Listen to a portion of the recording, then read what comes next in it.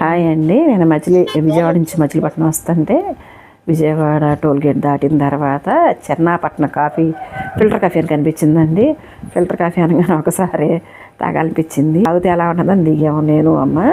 మేము కాఫీ తాగుతున్నాం, మా వారేమో టీ తాగారు. బాగుందండి. అక్కడ కృష్ణయిల్ని గోగుల్ని కూడా పెట్టారండి. కాసేపు అక్కడ కూర్చుని ప్రశాంతంగా తాగుదామని చెప్పి అక్కడ కూర్చున్నాము. లోపల ఇంటీరియర్ కూడా చాలా బాగుంది. బయట బ్యానర్ కట్టారండి. బ్యానర్ చూడంగానే నాకు సంక్రాంతి సంబరాలు గుర్తొచ్చినాయి. సంక్రాంతి అంటేనే అందరూ కలిసి చేసుకునే పండగ కదండి. విజయవాడ నుంచి వస్తే ఇక్కడ ఆగామండి. వీళ్ళిద్దరూ వాళ్ళ అమ్మగారు ఆయన కలిసి ఇక్కడ కాఫీ తాగుతున్నారు, ఫిల్టర్ కాఫీ. హౌస్ వైఫ్గా ఇంట్లో సేపు 4 గోడల మధ్య బాధ్యతలు పనులు కదండి. ఇలా బయటకు వచ్చినప్పుడు కదా కొంచెం ఎంజాయ్మెంట్గా చేయాలనిపిస్తుంది నాకు. ఇలా బయటకు వచ్చి వెళ్ళినప్పుడు సంక్రాంతి వస్తుంది కదా, దారిలో పూలు అమ్ముతున్నారండి.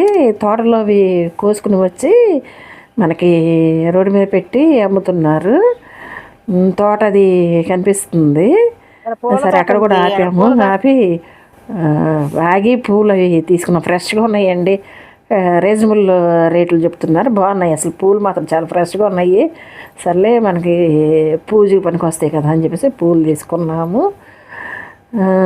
ఇలా తీసుకుంటాం కూడా భలే ఆనందం అనిపిస్తుంది. ఎప్పుడు ఆయనే తీసుకొస్తారు, మనం ఇలా దిగి తీసుకుంటే బాగుంటుంది, నచ్చుద్ది అనమాట ఇలాంటివి.